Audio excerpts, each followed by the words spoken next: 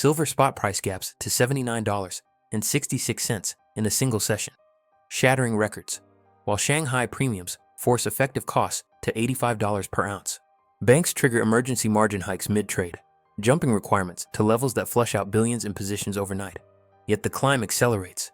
Physical deliveries fail, shorts hemorrhage $151 million per dollar rise, and global inventories drop to 6 weeks' supply. This isn't a rally. It's the system's kill switch activating and missing its mark entirely. Backwardation locks in at $2.88 spot over futures, signaling vaults aren't just low. They're effectively empty for those demanding metal now. I watch these fractures widen in real time, not as speculation, but as observable breaks in a mechanism designed to hold. The paper market, that vast web of promises outstripping physical silver by factors of 100 to 500, starts to tear when industrial buyers, solar manufacturers, EV producers, AI chip fabricators refuse to blink. Demand hit 796 million ounces beyond production since 2021. 5 straight years of deficit, with 2025 alone carving out 117 million ounces short. Mine output stagnates at 813 million ounces annually, tied to copper and zinc byproducts that ignore silver's price signals entirely. No elasticity there, no response curve, just a wall. This divergence didn't emerge in isolation. It echoes 1980, when the Hunt brothers' corner pushed silver to $50 nominal, adjusted for inflation, over $180 today. Before regulators slammed trading halts and margin nukes, crashing prices 50% in days. Back then, the system bent but held because physical demand was speculative, discretionary. Now, 72% of silver vanishes into irreversible applications. Photovoltaic cells consuming record volumes, electronics dissipating it atom by atom. The kill switch, those overnight rule changes, like CME's mid-session collateral jumps to $25,000 per contract, aims to replicate that 1980 purge. Force liquidation, scare off leverage, reset the board. But it fails because the buyers aren't paper traders anymore. They're factories with production lines idling, government stockpiling for strategic reserves, and central banks quietly accumulating. Consider the logistics snapping under this weight. London Bullion Market Association inventories collapsed to 155 million ounces in October 2025, triggering lease rates from 0.3% to 39.2% on a single Indian order of 1,000 tons. That's not market efficiency, that's panic pricing. Swiss refiner Metalor exits entirely, citing unsustainable conditions. COMEX sees its largest drawdown in 25 years, with ETF inflows absorbing 100 million ounces this year alone. India declares silver as bank loan collateral, the first remonetization since 1873, while the US adds it to critical minerals lists. These aren't policy footnotes. They're admissions that the asset once dismissed as gold's volatile shadow now chokes the energy transition. The bank's exposure reveals the core instability. Bullion banks, those architects of suppression, accumulate shorts equivalent to 60 billion ounces in COMEX futures, positions that lose $151 million for every $1 uptick. When non-commercial traders cover, banks double down, countering with larger shorts to distort signals. This isn't trading, it's engineered divergence. Paper prices detached from physical reality. September-October 2025 rally. Open interest declined sharply, indicating forced covering, not profit-taking. Yet, commercial shorts balloon, creating precarious balance. One institution receives a massive margin call on futures, dumping positions that spike the dollar and nuke spot $1 in minutes. Coincidence? Or intentional plumbing failure to suppress breakout? If you've tracked these markets from the inside, or seen similar distortions in your corner of finance, share how this manipulation looks from your vantage.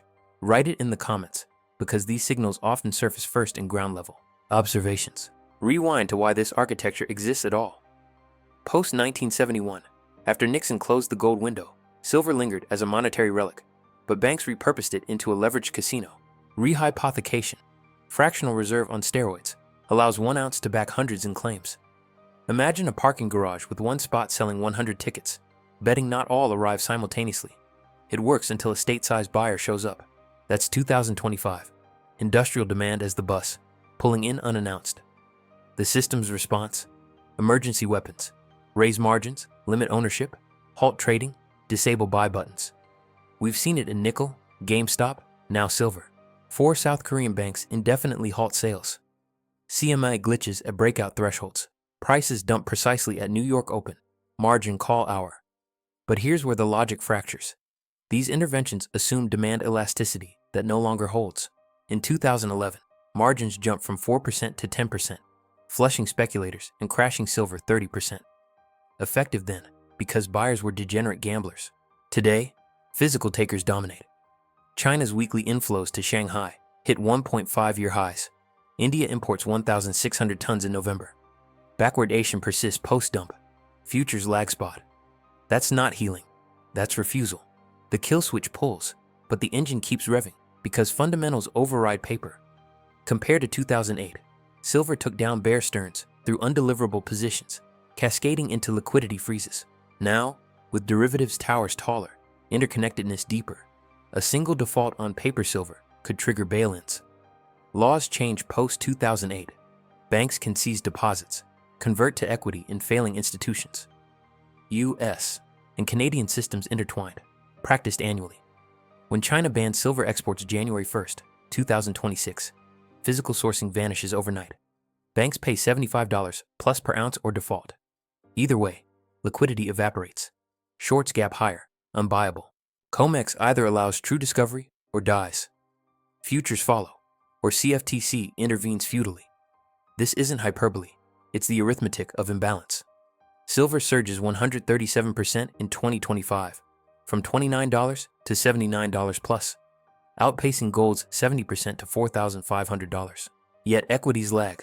Miners trade at historical discounts despite record margins. Why?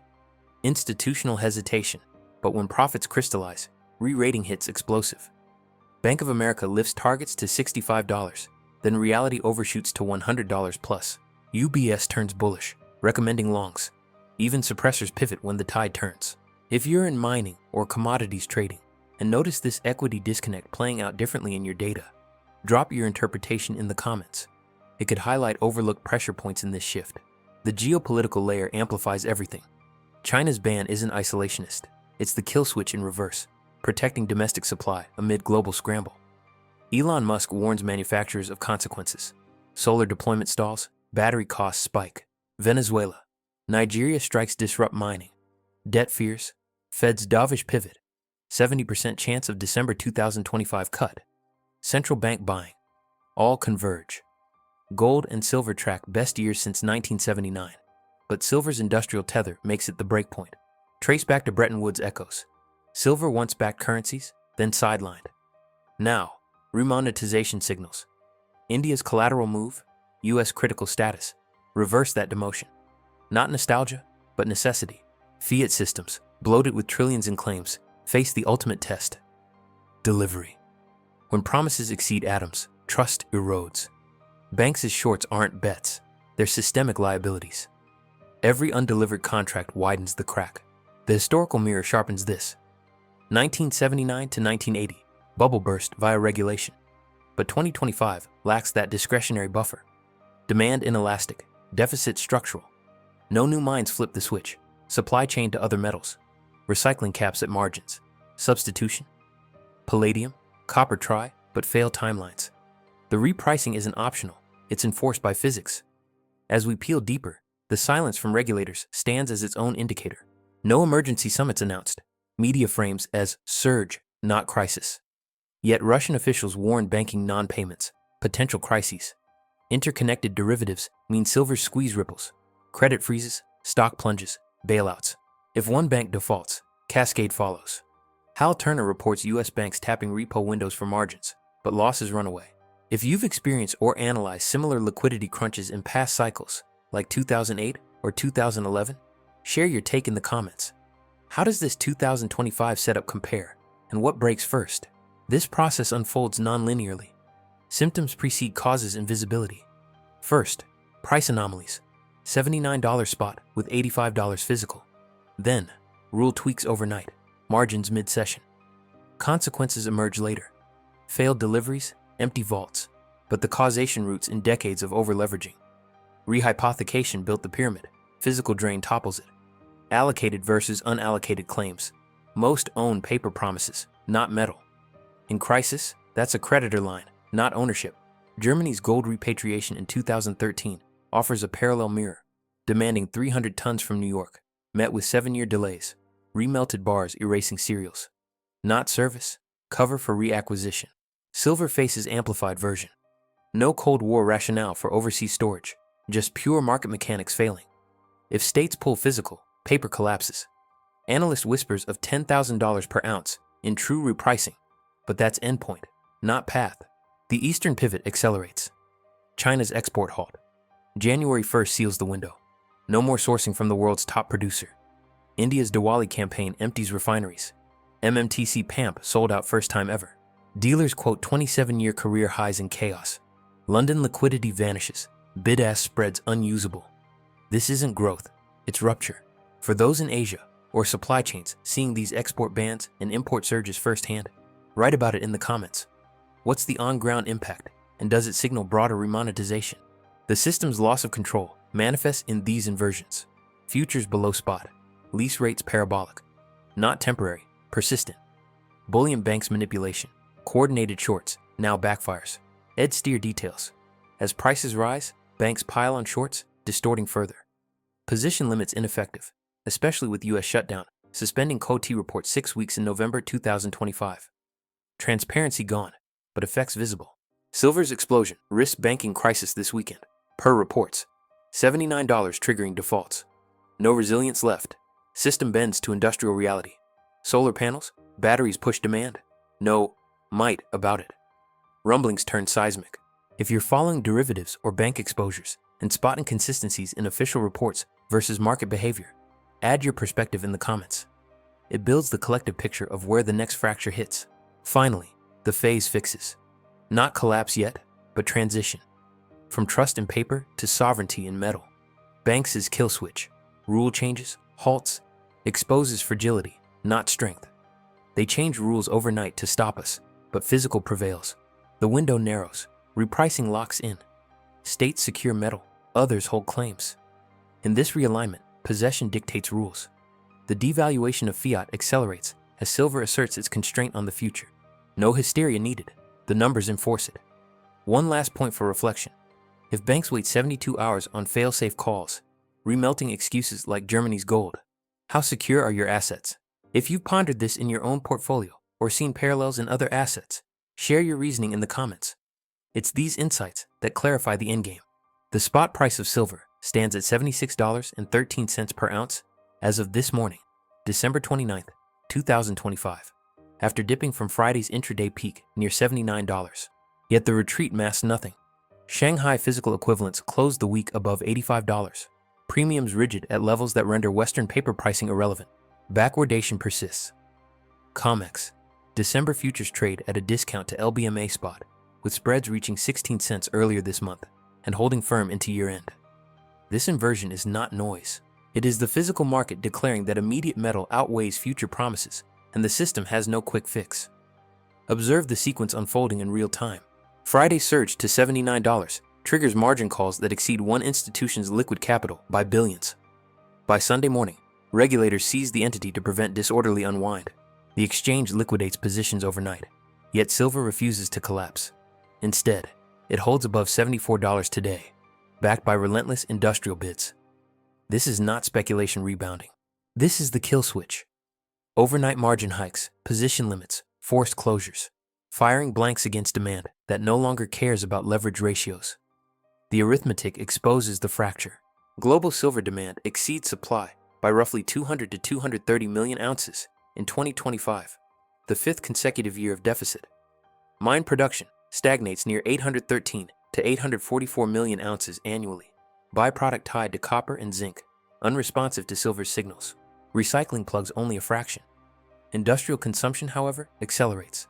Solar photovoltaic alone absorbs over 230 million ounces this year, up dramatically from 60 million a decade ago. Electric vehicles consume 25 to 50 grams per unit, 67 to 79% more than internal combustion equivalents, pushing automotive demand to grow at 3.4% CAGR through 2031. Add AI data centers, where power capacity exploded 53-fold since 2000, each requiring silver for conductivity and thermal management. Total industrial offtake nears record highs despite price pressure, inelastic because substitution lags years behind. This demand structure breaks the old playbook. In 1980, regulators halted trading, hiked margins, crushed the hunt corner. Price fell 50% in days because buyers were discretionary speculators. In 2011, similar interventions flushed leverage when silver hit nominal highs. Today, the buyers are production lines. Solar factories scaling to terawatt deployments, EV assembly plants locking in metal years ahead, semiconductor fabs embedding silver in every chip layer. They do not liquidate at margin calls. They pay premiums or idle capacity. When China announces export licensing effective January 1, 2026, restricting shipments to only large, state-approved producers, the global sourcing window narrows overnight. Smaller exporters vanish from the market. Physical flow to London and New York tightens further. The paper overlay amplifies the rupture. COMEX and LBMA operate on rehypothecation. 1 ounce backs hundreds in claims. Estimates place the ratio at 100 to 1 to 500 to 1. It functions when no one demands delivery en masse. When they do, industrial takers, ETF inflows absorbing 95 to 100 million ounces this year, central banks quietly accumulating, the pyramid strains. Registered inventories convert to eligible, but new metal does not arrive. LBMA free float hovers near lows. COMEX sees elevated deliveries, but no vault replenishment. Lease rates spike. Premiums in Asia hit unsustainable levels, yet the system delays acknowledgement. Compare to Germany's 2013 gold repatriation. 300 tons demanded from New York, granted 7 years, returned remelted with serial numbers erased. Not logistics. Cover for reacquisition to avoid price explosion. Silver's version scales exponentially. No historical storage rationale, just decades of fractional claims. If major players pull physical now, the paper superstructure collapses under its own weight. Analysts whisper $100 plus per ounce in true discovery. Some model far higher when deficits compound. The intervention pattern repeats, but efficacy erodes. CME raises margins 10% mid-December, then again as volatility spikes. Limits tighten, yet open interest declines only after forced covering, not voluntary unwind. Shorts pile on, hundreds of millions of ounces equivalent, losing millions per dollar rise. When one fails, liquidation cascades, but physical bids absorb the shock. Regulators remain silent on systemic risk. Media frames as surge, not fracture. Yet repo windows see taps, interconnected derivatives loom. A single undeliverable contract in this tower could freeze credit channels wider than 2008. If you track futures open interest or see these margin dynamics from a trading desk, share how the liquidation played out in your feeds. Did it stabilize paper or just delay the next leg up? The Eastern pivot seals the transition. China's licensing isn't protectionism alone. It's sovereignty over a metal now deemed strategic. Domestic fabrication, solar dominance, EV leadership, electronics, claims priority. Global deficits widen if exports drop even 50%. Elon Musk's warning echoes. Manufacturers face consequences as silver chokes deployment timelines. Solar stalls, battery costs spike, AI infrastructure bottlenecks, substitution attempts, copper in some cells, palladium elsewhere. Face years of qualification, yield losses, performance gaps. No quick pivot exists. Historical mirrors sharpen the view. Bretton Woods sidelined silver after Nixon's gold window close. It became casino collateral, suppressed via paper leverage. Now, remonetization signals emerge. U.S. critical minerals listing, India's bank collateral status. Reverse that demotion. Not sentiment, necessity. Fiat systems, laden with unbacked claims, confront atomic limits. Possession overrides promises. If you're in solar supply chains or EV manufacturing and witnessing these metal allocation shifts firsthand, write about the on-ground reality. How far ahead are contracts locked, and what substitution pressures are you actually seeing? The kill switch misfires because the threat is no longer speculative excess. It is structural inelasticity. Banks change rules at night to contain us, yet physical prevails. Backwardation locks, premiums entrench, deficits compound. The phase is transition. From trust in infinite paper to sovereignty in finite atoms. States and industries secure metal while they can. Others hold derivative claims that evaporate under delivery pressure. One fracture remains unaddressed. If regulators allow true discovery or intervene further, the outcome diverges sharply. But the numbers enforce direction. Silver asserts constraint on the energy and tech future. No emotion required. The imbalance dictates the rest. If you've analyzed bank exposures or derivatives towers in this cycle and spot divergences between official reports and actual liquidity, add your view in the comments. It sharpens where the cascade hits next. Silver dips to $75.64 per ounce this morning. December 29th, 2025. a 4.39% retreat from yesterday's intraday spike above $83. Yet the pullback reveals no resolution. Shanghai premiums hold at $9 over spot, pushing effective acquisition costs to $84.64 for physical bars. Backwardation deepens. COMEX. January the futures lag spot by 22 cents, a signal that vaults prioritize current deliveries over deferred ones. This gap isn't volatility. It's the market admitting that paper commitments outpace available metal, and the overnight rule adjustments. Margin spiked another 8% pre-open, failed to bridge it. Track the institutional behavior fracturing the facade. Bullion banks, exposed on shorts totaling over 500 million ounces equivalent, absorb losses north of $100 million per dollar fluctuation. When silver pierced $80 last Friday, one major player faced a margin call exceeding $2 billion, triggering forced liquidation that briefly nuked prices $3 in minutes. Yet the rebound was immediate, driven by ETF inflows swallowing 12 million ounces in 48 hours. This isn't random trading noise. It's the system's core mechanism, rehypothecation, unraveling as claims exceed atoms by ratios analysts peg at 250 to 1. 1 ounce in the vault backs $250 million in derivatives. The kill switch activates, exchanges halt limit up trading, regulators float position caps, but it misses because the demand isn't levered speculation. It's locked-in industrial offtake. Solar photovoltaic consumption alone devours 265 million ounces in 2025, up 15% year over year, as global installations hit 1.2 terawatts. Electric vehicles embed 30 to 60 grams per unit, with production scaling to 18 million units annually. AI infrastructure, expanding data center power draw by 160% since 2020, relies on silver for unmatched conductivity in high-voltage switches. These sectors don't hedge, they consume irreversibly. When Venezuela and Nigeria mining strikes cut output by 45 million ounces mid-year, the deficit balloons to 215 million, 6th straight year. Mine supply, capped at 842 million ounces, remains byproduct constrained, unresponsive to price signals that would spur primary extraction in a balanced system. This inelasticity echoes the 1979 to 1980 squeeze, but without the regulatory escape valve.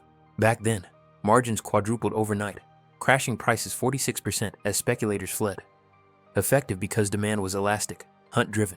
Now, factories pay $85, physical or halt lines, substitution to copper or aluminum demands, redesigned spanning 18 to 36 months, with efficiency losses up to 12%. China's January 1st, 2026 export licensing regime, restricting flows to state entities, effectively bans 120 million ounces from global markets. The response? Indian imports surged 28% in December. Refineries run at capacity, yet dealers report allocation waits of weeks. LBMA inventories erode to 142 million ounces. Lease rates touch 42%, signaling not just scarcity, but allocation failure. Geopolitically, the layer compounds the break. U.S. debt ceilings loom.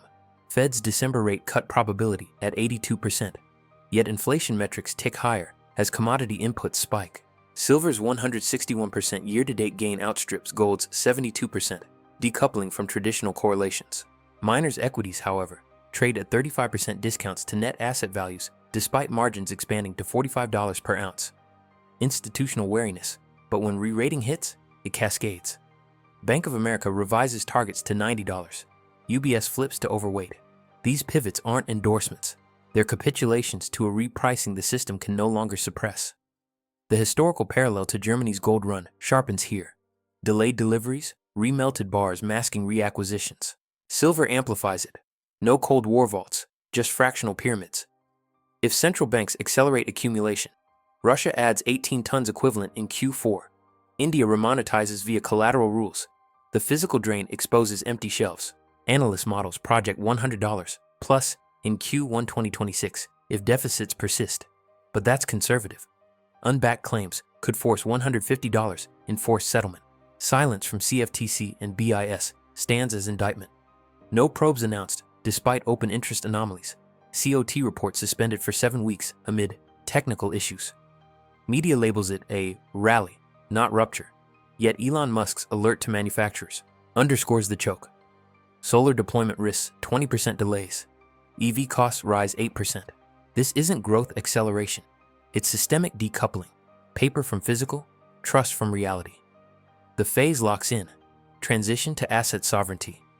Banks' nocturnal interventions expose fragility. not control. Deficits enforce scarcity. Industries secure atoms while feasible. The imbalance dictates the trajectory.